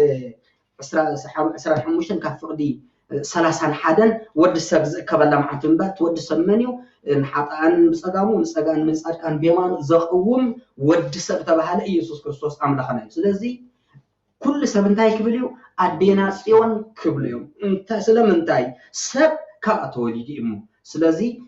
ሰብ ኢየሱስ ክርስቶስ ካብዚ ኣኽውለድ ምዃኑ ንእግዚአብሔር ትወልድ ኣደ ብንጽህናን ብቅድስናን ክትመጽእ ምዃና ኣቀዲሙ ነጊርና እዩ ስለዚህ ኣብ ኦሪት ከምዚ ክዛረብ እንከሎ ኣብ ሓድሽ ኪዳን ዝነበሩ ኣቦታትና ብዙሕ ዛሪቦም ብብዙሕ ኣምሳል መሲሎም እዮም ኣቦና ቅዱስ ሕርያቆስ ብምሉኦም በዚኦም እንዳገበረ እንዳመሰለ መሲሉ ተመሲለ ማለት እዩ ኣቦና ኤፍሬም ሶርያ ወኸዓ ናይ ሰንበት ውዳሴ ማርያም እተን መፀውዒ ዓስማት ብምሉአን ነደና ቅድስት ማርያም እየን ዝመስላ ካብ ኦሪት እንዳምፀ እዩ ዝመስል ካብ እንታይ ዝብል በትራ ኣሮን እንተሰረፀት እዩ ዝብል በትሪ ማይ ከይስተይዋ ከይተኸልዋ ጠጢዓ ዝፈረየት እያ ንስኺ ድማ በቃ ብዘይ ዘርኢ ሰብኣይ ፈርያ ተፈሪኽ ተረኺብኪ ብምባል ብበትሪ ኣሮን መሲልዋ ንሱ ጥራይ እውን ኣይኮነን መቅደስ ካይልዋ እንደገና አንቲውት መቅደስ እንደገና ይልዋ መቅደስ ኺ ስለምንታይ መቅደስ ተሃሊ ቅዱስ ኩልሎ እግዚአብሔር ቅዱስ እንተዳይልካ መቅደስ ከተናደመረ መቅደስ ከተብላ ናይ ግድን እዩ ስለዚ በመቅደስ መሲልዋ እንደገና በመስፈብ ወርቅ መሲልዋ ሕብስተ ህይወት ምግብ ህይወት ኣነ እንተዳይሉ አምላኽና መድኃኒትና ኢየሱስ ክርስቶስ ሕራ እንጀራ ኢሉ መሶብ የድል ንሕብስ ተቀቢልካ ንመሶብ ክፀረፍ ኣይትኽእልን ሕብስ እንተሃሊ መሶብ ኣሎ እንጀራ እንተሃሊ መሶብ ኣሎ ስለዚ ኣነ ሓቀኛ ምግብ ህይወት ኣነ ዝበለ ኣምላኽና መድኃኒትና ኢየሱስ ክርስቶስ ናቱ መሶብ ከኣመንያ ቅድስት ድንግል ማርያም ንሱ ጥራይ እውን ኣይኮነን ብዛዕባ ፅንሃ ተዛሪቡ ፅንሃ ኣድና ቅድስት ድንግል ማርያም መሲልዋ እተፍሕም ድማ ኣምላኽና መድኃኒትና ኢየሱስ ክርስቶስ መሲልዎ النبي نهون نه مركب ناين هويخي بمبال قدوس هرياقوس أقداسي يذكروا سلمنتا اندحردا كريستوس وجب زدخم زعرفلو زحاطو زنصهلو بقى زدخم زعرفلو وجب اندحردا وين يسوع كريستوس مركب يدلي اندحردا اوتيستا ناي وندحردا اندلو خوينو ناي قدمتاي تدلي وجب تدلي بالمركب تدلي ስለዚህ ዕረፍቲ ወደብ ኣምላኽና መድኃኒና ኢየሱስ ክርስቶስ እዩ ናፍቲ ወደብ ተምጽእ መርከብ ድማ ኣደና ቅድስት ድንግል ማርያም እዩ ስለዚ ማይ ኣይ እቶም ሕርያት እግዚአብሔር እቶም እግዚአብሔር ክኾኑ ዘለዎም ሕጊ ኣምላኽ ዘኽበሩ ዝድሓኑላ ታቦት ወይ ድማ መርከብ ናይ ኖህ ኣደና ቅድስት ድንግል ማርያም ኣደና ቅድስት ማርያም ዝተወለደት ንዓለም መድኃኒት ዝኸውን ንዓለም ካብ ኣይህ ናይ ዝዓለም እዚያ ካብ ነገር ሓጢኣትን ኩነን ናይ ዝዓለም እዚኣ ዘድሕን ኣምላኽ ወሊዳ ንዓና መርከብ ኮነትና ካብ ፍላጻ ዲያብሎስ ክንሃድመላ ካብ ነገር ሓጢኣት ክንሃድመላ መሕቢኢ ወደብ ባይ መርከብ نحنا تبهال مالي سلازي مركب دما يبلا مالتي تبزح بوحدو كم زي مسل سلازي نحرا انجرايل كايلو كريستوس مصوب يعني السمالتي نحردا غاشا كريستوس كبر غاشا مرعاوي انتلكا ادراش يدليو نتمرعاو تقبلك ادراش كتقفع يكالم غاشا نحرال ادراش الله اماناو نغوس زلا علماو نغوس ابنتنتو زقاومو زيبلو ابنتنتو زودقو زيبلو زلا علماو نغوس اندحر الكا نغوس انتلكا زوفان كايدل نفاس زوفان منغستي كتنقفا يكال نسو نغوسيو ادنا مريم كانتايا زوفان ابوتاتنا خمسلون كدو بزحم بمصعد مسلوا مدراويت منبر ام مدري منبر كتكونوا اغزيابير زادالوا مدراويت منبر اب سماي اب صحا اريام باربعه انسسات تصيرو زلا عالم قد بسلطان تصيرو سلا نخصكمو يكونن بسلطانو ابو ابزنبر الغزي قدوس እንደ እግዚአብሔር እንዳበል ዘخبرو እግዚአብሔር ام مدرو خا عالم المدحان منبرو جيوس ተጠቀመላ አደና ማርያም አቦታት ነው ዘንዛረ ሁሉ እንታይብሉ ምክንያት ተድሂን ندحنيات ناي دحنات مخنيات يا እግዚአብሔር ንዓለም ከድሕን ምስደለየ ምክንያት ተጠቀመላ ምስራቅ እንድሕር ክርስቶስ አማናዊ ፀሐይ ጽድቂ እንተልካዮ ምብራቅ ፀሐይ ክትብና ይግድም ምብራቅ ካትባል ምን ዝበረቀላ አማናዊ ፀሐይ ጽድቂ ሰላም ዘይስዕሮ አምላኽና መድኃኒና ኢየሱስ ክርስቶስ ዝተወልደል ዝወፀላ ምብራቅ አፍደገ ድማ ትበሃል ማለት እዩ ስለዚ ቃል ህይወት ይስማዓና ነባና ናባም ከብለ ማለት እዩ ምሳሌ ኒያዴና ቅድስት ድንግል ማርያም ምሳሌ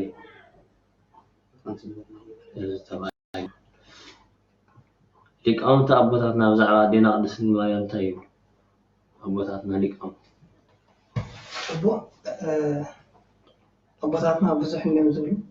نحن تعاوننا زخنا إن هنقل سمر بطاتنا سلدينا عبد السلام المريم يقولون قلت كاتودو أي كأني مالتي تعاوننا هم بس حنا غنيا ثم بطاتنا نعوز الدرس خماسي ناتكم مسكانا الوداسين عبيسنسي كنقولصوس عامية بنا سماي ورقة تزخون بحرون قلم تزخون وزن كلهم عصاتون بيرون تزخون ويكا مقدن تزخونس سنكي ويدما ناتكي نجر وداسي تصحيح ويدما تجلسو أي وداني بمبر جلسوا منه نجر جم لك أنت بيت كريستيان بزعبا دينا قدس دنجل ماريا أنتهي بلزبل قال كانه لك أنت بيت كريستيان كم تايم تيومي ززارو ويدما كم تايم تيومي مدينا قدس دنجل ماريا عبيتان وداسي أن كبران جلسوا نزبل حتى كلاتهم كابز أبونا قلت بوجس أنهم حجي كاب أوريتيوم نامتيوم مايتي أب أوريت هدينا قدس دنجل مريم انتهي تبهال ميرا أتا أب أوريت نقر زنبرة تادخل أب حدش كدان مم خوينا مزبليوم ندات تقصوا أبوتاتنا نعنا مهيرون لماليتي سلازي حدا خاب انت تملكتنا أبو داسي مريم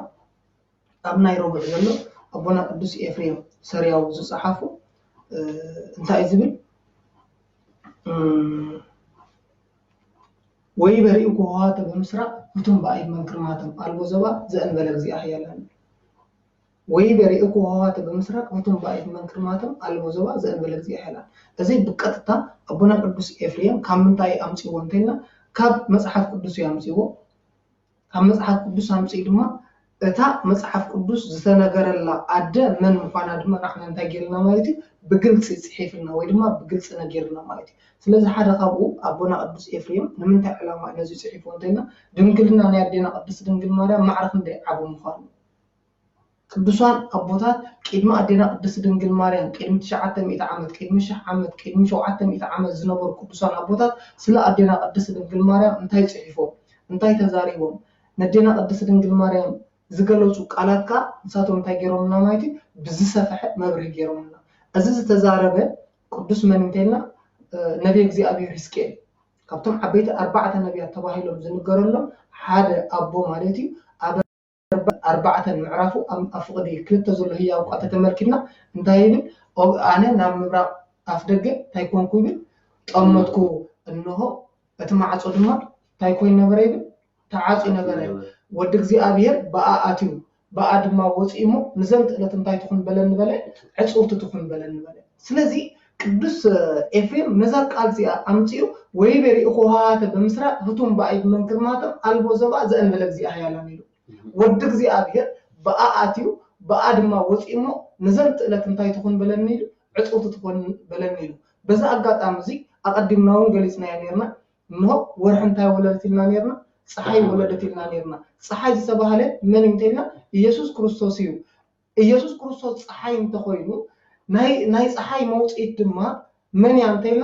ምብራቃዊት አፍደገ ምን ያንተና አዲና ቅድስት ድንግል ማርያም ስለዚህ ነብይ እግዚአብሔር ሕዝቅኤል ናብ ምብራቅ ገጹ መንገዲ ታይኮንኩ ጠመትኩ በአ ወድ እግዚአብሔር በአአቲው በአድማ ወጪሞ ንዘንት ዕለት ድማ እንታይ በለኒ ዕጽውት ትኹን በለኒ ስለዚህ ነዛ ቃል ዚኣ ድማ አጽፊሹ ወይ ድማ ንዓና አብልሑ አቡና ቅዱስ ኤፍሬም ታይገርና በረኸቱ አቡላትና ይሕደር ገሊጽና ማለት ስለዚህ ቅዱሳን ነቢያት ብዛዕባ አዴና ቅድስት ድንግል ማርያም ብዛዕባ ድንግልና ብዛዕባ ቅድስና እንታይ ተዛሪበው ይመጽ ሊቃውንት ቤተክርስቲያን መጽሐፍዎ ብዛዕባ ንጽህና ብዛዕባ ቅድስና ብዛዕባ አማላድነታ ብዛዕባ ድንግልና ብዛዕባ አናባብራ ብሙሉኦም ጽሒፎም ቅዱሳን ቤተክርስቲያን ቅዱሳን አቦታትና ስለዚህ እዞም ቅዱሳን አቦታትና ነዚ ክጽሕፉን ከለው ንብሙሉ አልዕልና በሓንቲ ግዜ ክንጠቅሶ አይከኣልኒ ነገር ግን እስኪ ብዛዕባ አዋላለዳ ወይ ድማ ብዛዕባ ድንግልና እንታይ ይመስል ሎምን ብዙሕ ሓሳባት እዚ ነገር እንታይ ይገብር ኣብ ርእሳ ኣዴና ቅድስት ድንግል ማርያም ጽልእ ንኽሕድሩ ወይ ድማ ተነጽሎ ንኽገብሩ ንምእመናን ብዙሕ ግዜ ዝውርወር ናይ ጸላእ ሰናያት ኩናት ወይ ድማ መርዛን ቃላት ኣሎ ስለዚህ ቅዱሳን አቦታት እዚ ቃል ዚ እግዚአብሔር ናብ ምብራቃዊ አፍ ደገ ወሰደኒ ወድ እግዚአብሔር በአአቲሞ በአድማ ወጪው ንዘንት ለድማ ሕጽውት ትኹን በለን ንኽብል ነዚ ቃል ዚ እንታይ ገይርዎ ማለት ገሊጽዎ ዝጥራ ይኮነን ነብይ እግዚአብሔር ኢሳያስ ቅድሚ 700 ልደተ ኢየሱስ ክርስቶስ ዝነበረ መጽሐፉ ልክዕ ከም ሓድሽ ክውን ገይሩ ንመጽሐፉ ኣብ ሓድሽ ኮይኑ ከም ዝጽሓፉ ዝነግር መጽሐፉ ናይ አቦና ቅዱስ ነብይ እግዚአብሔር ኢሳያስ ተተመልኪትና بجزء أب 59 فقد عسرة زله هي وقت ترينا يتولد مدن أمسيون ويأتت هاتيات مي أي قريب مدحانيت كابسيون كولدي حتى أتدمى كابدك يأكل تغبري بال كوجري ويدما كرحقي بال بس قد أمنا تسيون كملسينا تسيون من يعني زبل مالتي سلازي مدحانيت كابسيون كولدي حتى أتدمى كابدك يأكل تغبري بال كرحقي بمبال أقدمه نزتم بيزي تاجروا مالتي تنبيو مالتي أقدمه نزتم بيزي كلمة من بايق بزعبا مني تزاريبو أزك أزي نخرد أنا أب معرف شو عطا فقرة 14 زلو هي وقعت تملكتنا انت إذا بالله بزك أزي أجزي أبير تأمر تخبوكم ويهبوكم أجزي أبير تأمر بمبال أجزي أبير تأمر تخبوكم دنقل بدنقلنا تاخد قبريايو كنت أنس يا ود دماغ تولد يا سمو دماغ مني لا خصومي أيو أماني إلي لا خصومي أيو إذا دنقل زيا أقدمه مدحانيت كابتشيون كولد يلو مريسو دماغ إذا كاب دنقل كولد يلو وتخاب دنقل زولد دماغ سمو من كبالي يلو أماني إلي كبالي يلو نزي زابره من يوم تيلا هوارياتي كابتو عبيتي وانجلاوي أنت ما يلو استتصوعي وانجلاوي قدس ماتيوس بزعبا زكاة انتهي غيرنا مالتي أب معرف حدا كان فقدي 18 تصاب 25 زلو هي وقال تتمركتنا بفلاي ما أب لدت السبق مالتي نو كنت نبي እግዚአብሔር አምላክ አቀድሙ ዝብሎ ድንግል ብድንግልና ክትጸንስያ ወዲ ድማ ክትወልድያ ስሙ ድማ ኢየሱስ ኢላ አማኑኤል ኢላ ክሶሜአ አማኑኤል ማለት ትሉ ንናይ ነብይ እግዚአብሔር ሲያስታገርና ረስኻ ማለት ተርጉምና አማኑኤል ይሉ ዝገለጾ ነብይ እግዚአብሔር ኢሳያስ አማኑኤል ማለት አምላክ ታይኮነ ምሳና ሆነ አምላክ ምሳና ሆነ በመባል ነብይ እግዚአብሔር ኢሳያስ ተዛረቦ من كأتر بملنا مالتي وانجيلاوي ماتيوس غريسنا مالتي ስለዚህ አዴና ቅድስት ድንግል ማርያም ቅዱሳን ሊቃውንት ቤተክርስቲያን ወይድማ ቅዱስ ሊቃውንት አቦታትና ብዛዕባ አዴና ቅድስት ድንግል ማርያም ዝሰብኩ ስብከት እንሆ እንታይንተልና ካብ መጽሐፍ ቅዱስ ዝተወሰደ ቃል በቃሉ ዝተቀመጠ መረጋጋጽ ዘለዎ ህያው ቃል ማለት ከምኡ ተተዓዚብና ኣብ ናይ ረቡዕ ኣብ ናይ ሰሉስ ውዳሴ ማርያም أنتو تجرهاي زي تزرع زر وصامنج فري وتين أنتو تجرهاي زي تزرع زر وصامنج فري وت بمقبل جلسوا سلزي أتجرها زتبالة منيا أقدموا بزي أبير أملاخ نقدم زفتورو كم من تايم نزبل هي وقالي قاتل أدم فترون كله سعري مريت كم مريت انتاجيرو مريت أكيبو بما يبعيتو بتشكاسو ريحو استنفاس مصحابو أدم تايكونا نبل سبنو كون أدم زتفتر الله انتاي زي حالفة محرشة زي حالفة زي تزرق زي تحارسة قرات كباي أدم تفتيرو كبتا دنجل زخونة مريت أدم تفتيرو سلازي اتي ناي أدم مثالي زخونة يسوس كريستوس دما كبتا سبعي زي حالفة سبعي زي تفلت دنجل من ترغيبو يسوس كريستوس ترغيبو سلازي كم تقدمت زي تحارسة قرات كي تحارسة محرشة كي حالفة يسوس إن أدم زفترت ويدما زفترت مريت السخدما بزي زخونة يكون نجر كحالفك انتاي يسوس كريستوس تاي جبر كيلو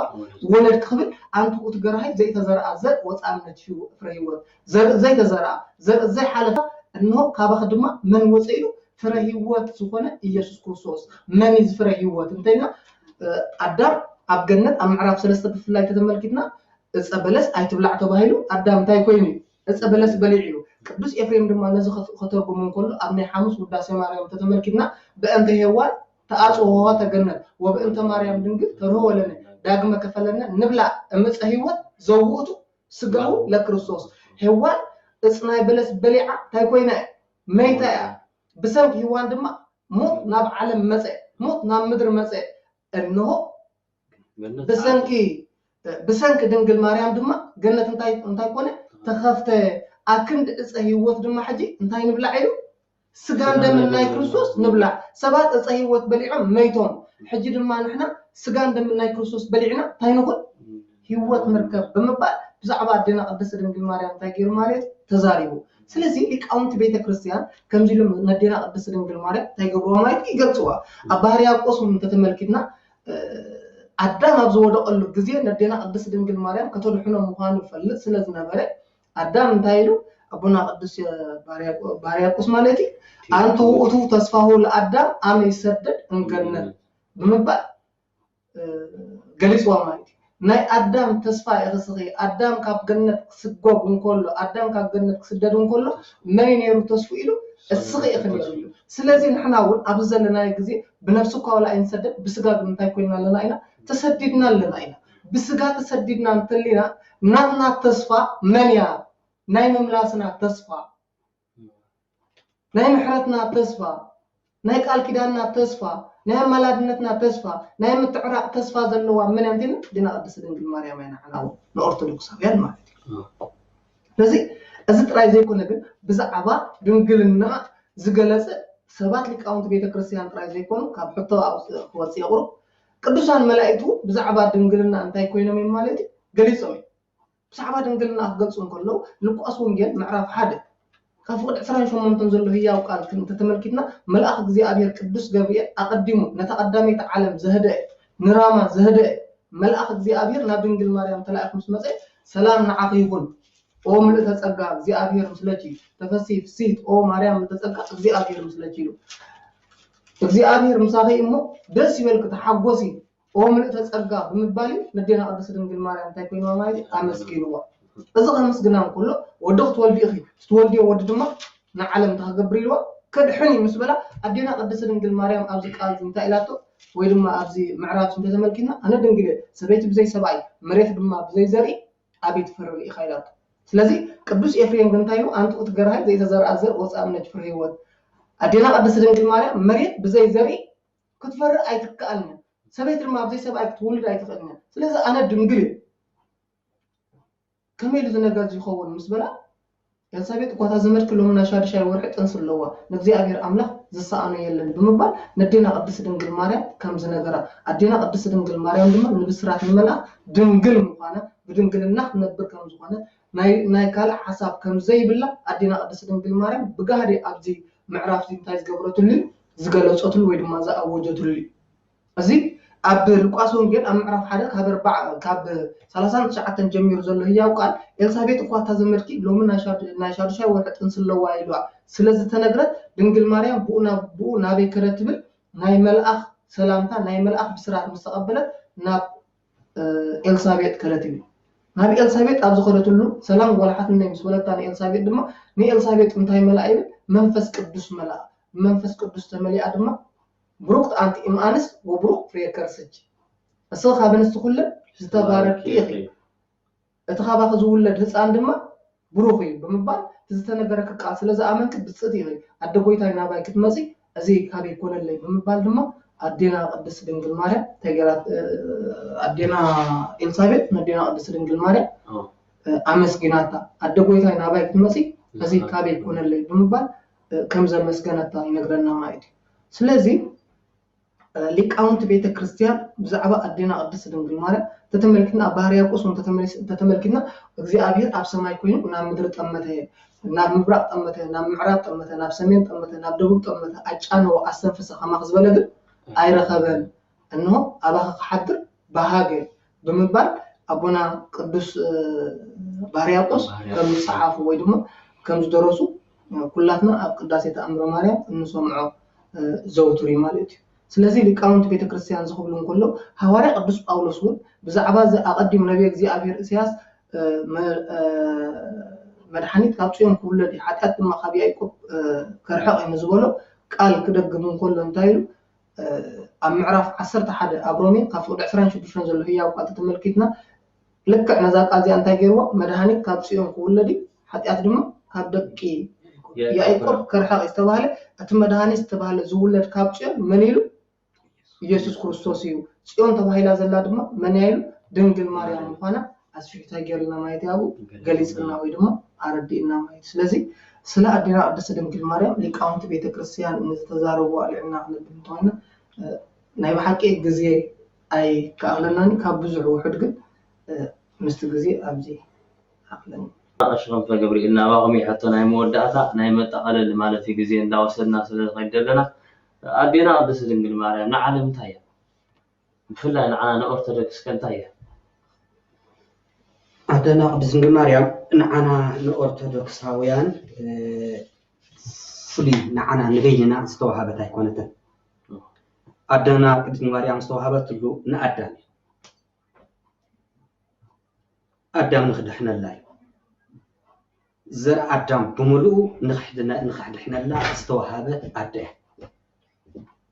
سلازي أبوتاتنا قبسان كزارو ينتايلو مسارة هيوات مريم نا هيوات مسارة نا هيوات منج دنجل مريم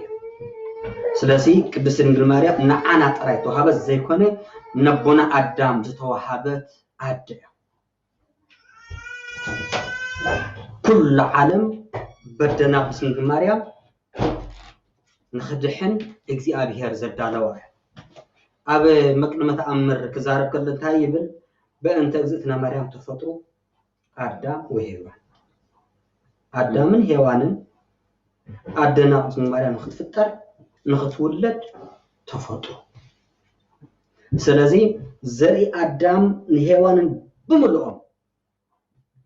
بزاد دزي أنا خدحنو زدالو أديا أنت بو أقدس مريم تاي إلهم بنا نجرم نيرهم أدم كسدادون كله استسوون يركي سلزي أدم ناي أرتدكس هاويان أبو تراي كون ناي ودسب كل أبو سلزي تقبلوا تقبلنا يا أنا هنا خوينا هالجنبر نعلم ملو استوهبت نعلم استزجاجوت أدي مخانا هنفلتي كبانا سلازي مسارات هيوات ناي هيوات مسارات ناي هيوات منجي أدنا بسم مريم حنت جزا نحرد بمسارات تناقنيو أتجزا كلها تبع الشمالتي سلازي مساراتون تطعيوت إذا جزاها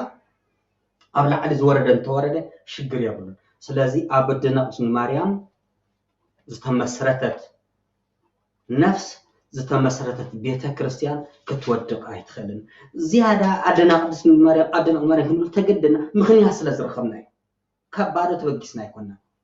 نأدنا مرة نذكر زجدنا نايب حق هيوات مجري نايب حق صحي صدقي يسوع كريستوس كاب أسترخبه أبونا نبيات بعينهم كريو هرر زبلو أبونا مسيح بعين خريو هرر زبلو نبوتاتنا نبيات الروح زمن رجزي أبير بقربا نجيت حري له كري أزجبرنا أزرخاب زجبرتنا نجيت نخري له زجبرتنا مستياتنا نجيت أقربنا خريو كنحزو نسوخ نبلع سبوخ نبلع دموخ نستي زخالنا بزاد دزي أمالتي أبي قدامي ملكتي يوحنس كزاربن كله بأداونا زبصصوا زرمصصوا عندنا زرعيو زعناون زسمعوا حقنيا قال تنكم لنا ننقركم لنا أملاخ زده سسباي أملاخ ينبر زده سس أكالاي نبر زرع أكالاي نبر ززارب زي سمع مسخاي جناي تريوا ما عرف إن زي أكل مسخا عند هذا الرحوق زمان زي أبير أقربنا زرعنا لا أد يا قدس مريم مالتي نايك أربع مستيات بس لذي عالم نخدحنا لا زتدالوت نعلم ملو برخت زتجبرت قدستي أد يامو نقولنا يا أخوي من متواب متي بحصير آمين قال هو تسمعنا أبونا أنت توسع لكم أبونا نحن نأثرك هذه قدس مريم أنت يا نعلم كتيا انتي فلانين هذا اللي أبونا قبلت الناس أريع مالتي نعنا ترأيت وهابتن رأيت سائل زي أبير كيبنا كله نعلم ملئتي نأدام توا أفتحت أدام نايفت أدمان كلها تنابز عالم زلنا هاب أدام كهيوان زمت ولدينا مالتي ملئت عالم توا هاي بيع كنت تقوم لازم يقولون توعدات كوينا ما تيتوسخ له صبوا حسابي معاكم حساب زمصاني إذا حساب زينا بيوصلنا معي نبذ ساعة معرف 10 شعات ذلحية وقال بزاد معرف 10 شعات تمركنا أبونا موسى أبصالسا ورح ندك إسرائيل كجب سحزوا مسوسة ناب إمباسينا خمس دقيقة أب إمباسينا دم أزوم حزب يوم زسقدلو ويدم نعها زملو كله سلزة سأنسي زسقدلو نزم سبات زياتهم زخو نزم حزب يوم زخو تهابني له مسجد هذا بمبا نعها زملو كله نعها زجزو زبها بني نجزي أبير كم زحته تينا نريتي قال مايتي نجزي أبير دم نعون تهابو يبل كلته بيد نجزي أبير أملاك ستصحفه صلاة هاويل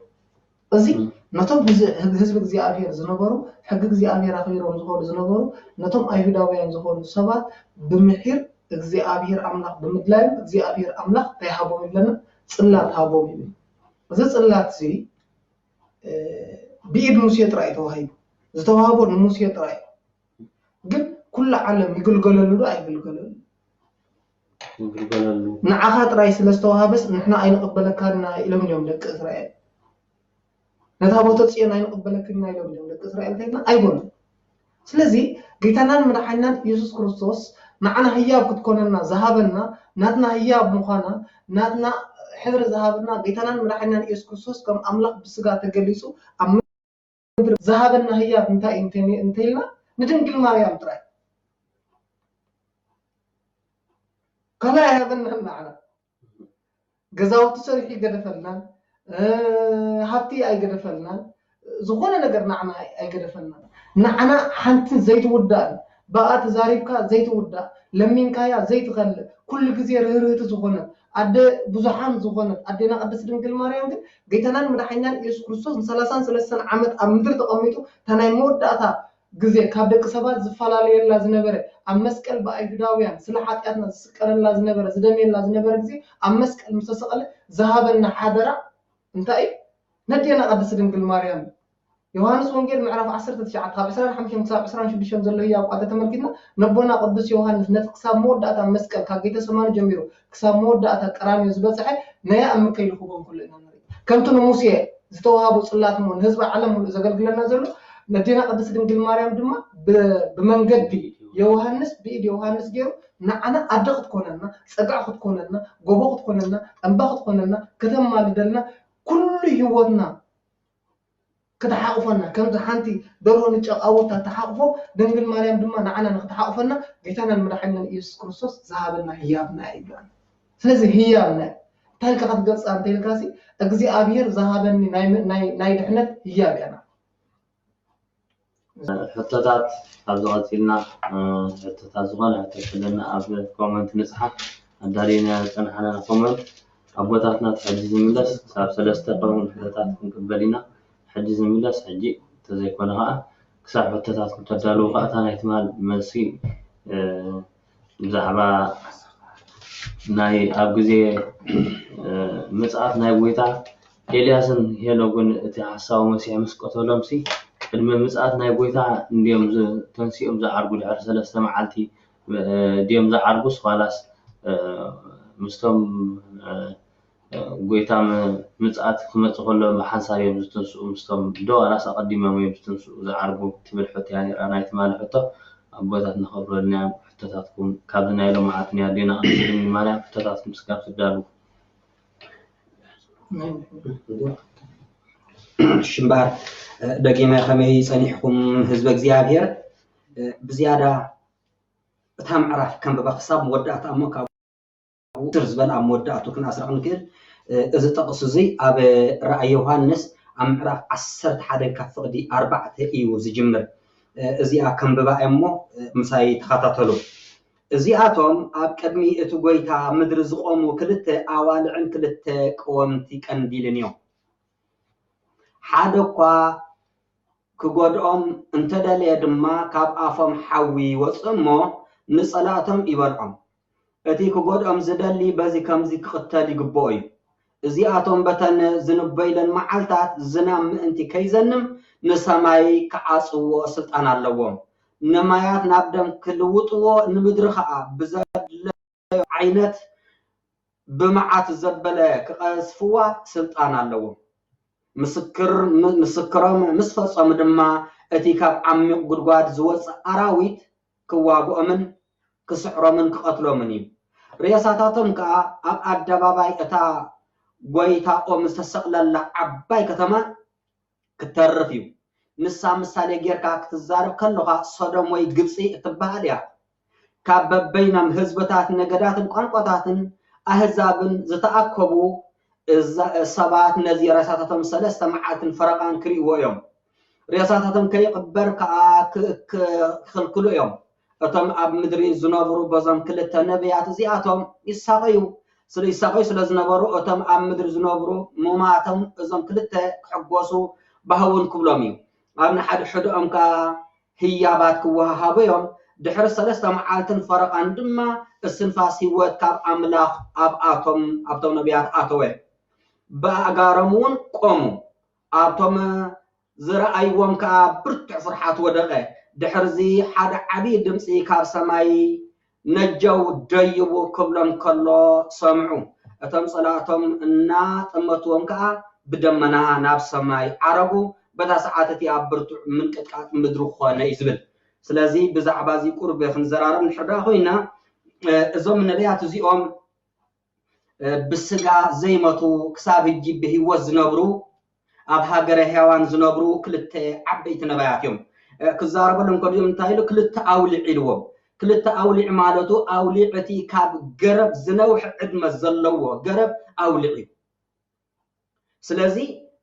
ዕድሚኦም ንምንጋር ነዊሕ ዕድመ ዘለዎም ምዃኖም ንምንጋር ነዚኣቶም እዞም ክልተ ነቢያት እዮም እቶም ዘይሞቱ ነቢያት እዮም ኢሉ ኣብቲ ዘመን እቲ ክመጽእ እዩ ከምዚ ሕጂ ዝሓለፈ ብዛዕባ ደብረ ዘይት ተዛረብናዮ እዚ ህውከት እዚ ምስ ሓለፈ እቲ ክሓዲ ምስ መፀ እቲ 666 ዝኣርምኡ ኣብ ራእይ ዮሃንስ ምዕራፍ 10:13 ካብ ፍቕዲ 17 ዘሎ እዚ ምስ ተኸስተ ክርስቲያን ዝሕረዱሉ ዘመን ናይ ክርስቲያን መከራ ዝኾነሉ ግዜ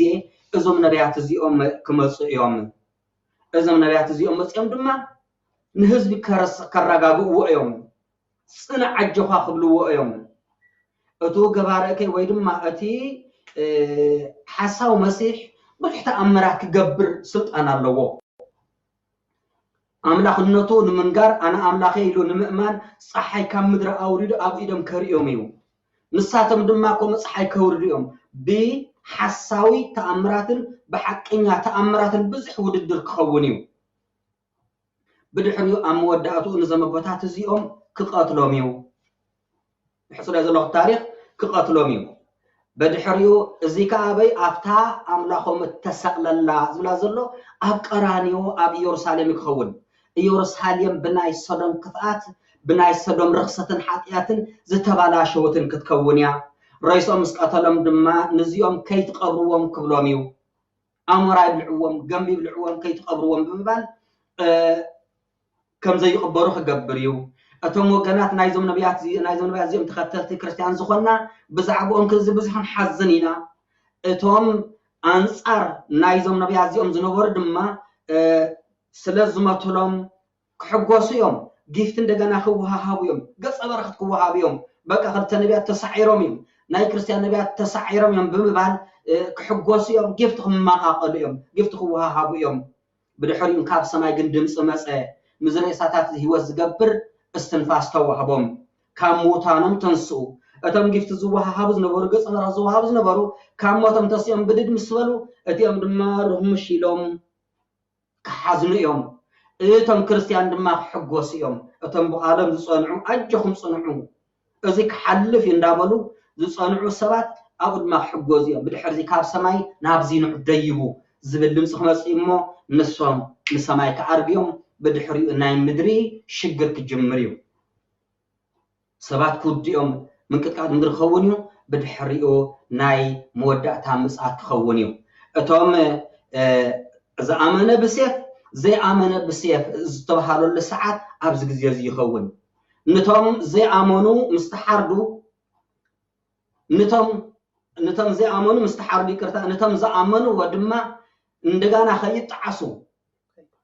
كي يحدو وخي ملسو تتعيسهم حقنياس امنتس كريستياني وينا كريستنا إلهم كي ملسو غانا خي تتعسن كلو እንደጋና نعون كا يقنصلهم اب ساعات زي تزامنه بسماعتنا تسويو وي تسيفو اتم زي امنو دما بحاطيات تسيفهم كاب اندحار مسات جيتا كم قصمت يخون نافردي قصنا نخيد سلازي اذا مبتا زي مستقتلو جن كم حدش نصم ناب سماي تمسكم كادو يزبل كم زي بخونو اتي صفف زبرو دما حصير اقلال صامال سغانا كدم بمنفس ቅዱስ ነው ያወኩት ያንቺን ስም ስለዚህ ማርያም ሆይ ከፍ አደርግሻለሁ የፍጥረቱን ጌታ በቅፍሽ ስላየው እኔም ትውልድ ነኝ ብፅዕት እልሻለሁ እንደ